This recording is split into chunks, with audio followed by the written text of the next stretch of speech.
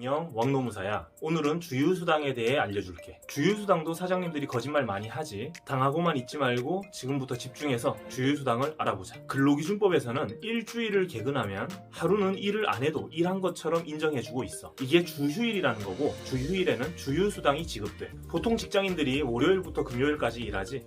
그러면 월요일부터 금요일까지만 일해도 일요일은 유급으로 인정해준다는 거야. 주휴수당은 대부분 노동자들에게 다 적용돼. 주 40시간 일하는 직장인들만 받는 건 아니야. 5인 미만 작은 사업장에서도 받을 수 있고, 알바도 받고, 청소년도 받고, 외국인 노동자도 받고, 체류 자격 불문 다 받을 수 있어. 딱 하나 예외가 있다면 일주 소정근로시간이 15시간 미만인 노동자야. 그럼 주말 알바만 하는 경우에도 주휴수당 받을 수 있을까? 주말 알바, 토 일만 일하면 소정근로시간이 문제될 수 있어. 15시간이 넘지 않을 수 있다는 거야. 토요일 8시간, 일요일 8시간 이렇게 하면 합쳐서 16시간이지. 그럼 주휴수당 받는 거야. 하지만 토요일 7시간, 일요일 7시간 이렇게 되면 14시간이지.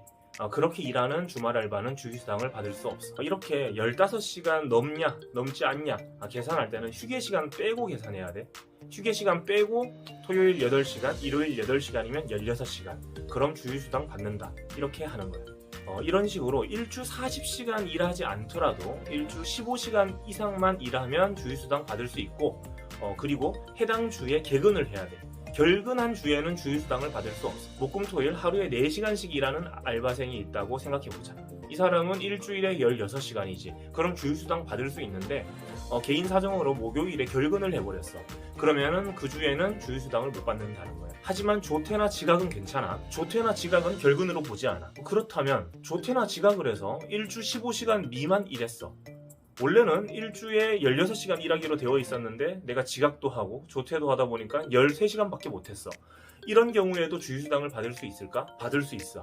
왜냐하면 주휴수당의 요건은 일주 소정근로시간이 15시간 이상이면 되는 거야. 소정근로시간이라는 건 실제로 일한 시간을 말하는 것이 아니야. 사전에 몇 시간 일할지 약속된 시간이 소정근로시간이야. 그러면 목금토일 4시간씩 일하기로 한 노동자는 소정근로시간이 16시간으로 사전에 약속이 돼 있지. 실제로 지각이랑 조퇴를 해서 13시간 일했더라도 소정근로시간은 여전히 16시간이야. 지각 조퇴로 인해 15시간 미만 일하더라도 약속된 시간 자체가 변한 게 아니라면 주휴수당 받을 수 있다라는 것이고, 내가 지각이나 조퇴를 하지 않더라도 이런 경우도 있지. 일주일에 20시간 일하기로 약속이 돼 있는데 사장님이 갑자기 오늘은 일이 없으니까 돌아가라. 내일은 일이 별로 없을 것 같으니까 출근 안 해도 된다. 이런 식으로 해서 이번 주는 14시간밖에 못했네? 이런 경우에도 주휴수당 받을 수 있을까? 받을 수 있어. 왜냐하면 결근하지 않았기 때문이지. 여기서 말하는 결근은 내 사정으로 인해서 결근하는 거고, 조금 전에 예시로 든 사장님이 내일 나오지 마라 이렇게 하는 건 결근이랑은 달라. 휴업이라고 해. 휴업. 근로기준법에서는 휴업이라는 용어를 쓰는데 회사나 가게 사정으로 인해서 나를 쉬게 하면 이건 내가 결근한 게 아니라 가게가 회사가 휴업을 한 거야. 그럼 결근하지 않았기 때문에 주휴수당 발생하는 것은 당연하고, 더 나아가서 5인 이상 사업장이면 휴업수당까지 받을 수 있어. 근로기준법에서는 5인 이상 사업장에서는 사업주가 휴업을 할 때 평균 임금의 70% 이상을 휴업수당으로 지급하도록 규정하고 있기 때문이지. 그래서 사장님이 내일 나오지 마라 이렇게 해서 쉬었으면 5인 이상 사업장이면 일당의 70%는 받을 수 있다는 거야. 다만 시간이 지나면 내가 결근한 건지 사장님이 쉬라고 해서 쉰 건지 이런 것들이 애매해진단 말이야. 그래서 녹음을 하거나 카톡 대화 이런 것들을 잘 보관해 둘 필요가 있어. 정리해보면 내가 결근하는 거랑 사장님이 휴업하는 거랑 완전 다르지. 내가 결근하면 그날은 무급이고 추가로 주휴수당까지 못 받아. 사장님이 휴업을 하면 5인 이상 사업장에서는 무급이 아니라 70%는 받을 수 있고, 게다가 주휴수당까지 받을 수 있어. 다시 일주 15시간 소정근로시간으로 돌아가 보자.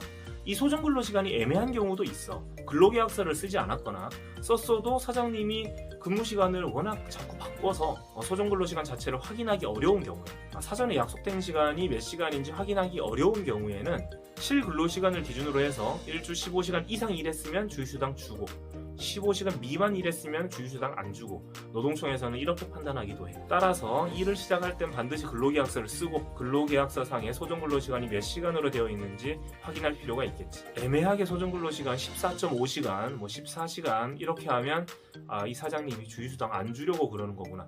이렇게 의심해 봐야 돼. 하지만 내가 근로계약서 쓰고 싶다고 해도 사장님이 안 써주는 경우가 허다하지. 그런 경우에는 녹음이라도 잘 해둬야 돼. 소정 근로 시간을 확인할 수 있는 대화 내용이 필요한 거야. 사장님, 그러면은 저는 주말 알바하고 금토일 일하고 하루에 6시간씩 하는 거 맞나요? 휴게 시간 제외하고 6시간씩 하면 일주일에 18시간인가요? 이런 식으로 물어보고 녹음하거나 카톡 대화 내용을 보관해 둬야지. 사장님 몰래 녹음하는 게 미안해? 전혀 미안할 필요가 없어. 사장님이 근로계약서 안 써주는 게 그게 더 미안할 일이야. 그건 범죄거든. 이렇게 받았어야 할 주휴수당이나 휴업수당의 소멸시효는 3년이야. 지금 못 받았다고 해도 퇴사 이후에라도 3년이 지나기 전에는 받을 수 있어. 내 사정으로 결근하지 않았다는 것, 사장님이 쉬라고 해서 쉬었다는 것에 대한 증거를 잘 보관해두면 퇴사 이후에라도 받을 수 있어. 다음으로 주휴수당 계산하는 방법을 알려줄게. 일주 소정 근로시간을 5로 나누고 거기에 시급을 곱하면 돼. 일주 18시간 일하기로 했어. 그럼 주휴수당은 얼마일까?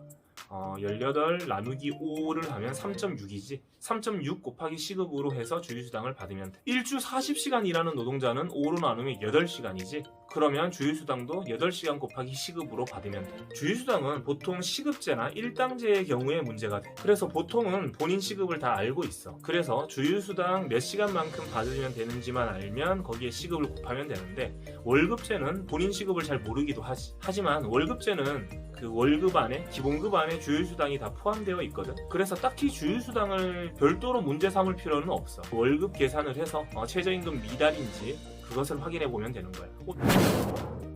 오늘은 여기까지 하겠습니다. 시급이나 일당으로 급여를 계산하는 노동자들의 경우 주휴수당이 엄청나게 체불되어 있기도 합니다. 본인들은 퇴직금을 못 받아서 노무사에게 상담을 받으러 왔는데, 노무사가 봤을 땐 지금 퇴직금이 문제가 아니라 3년 동안의 주휴수당이 훨씬 금액이 더 클 수 있거든요. 특히 고령 노동자분들 못 받고 계신 분들이 많이 있습니다. 주변에 시급제, 일당제로 일하는 노동자들이 있다면 주휴수당 잘 받고 있는지 꼭 한번 체크해 보라고 알려주세요. 최저임금을 적용받았어도 주 40시간 기준 주휴수당을 3년 동안 못 받으면 1,000만 원이 넘습니다. 영상이 도움이 되었다면 구독과 좋아요 부탁드리고 다음 시간에 또 만나요.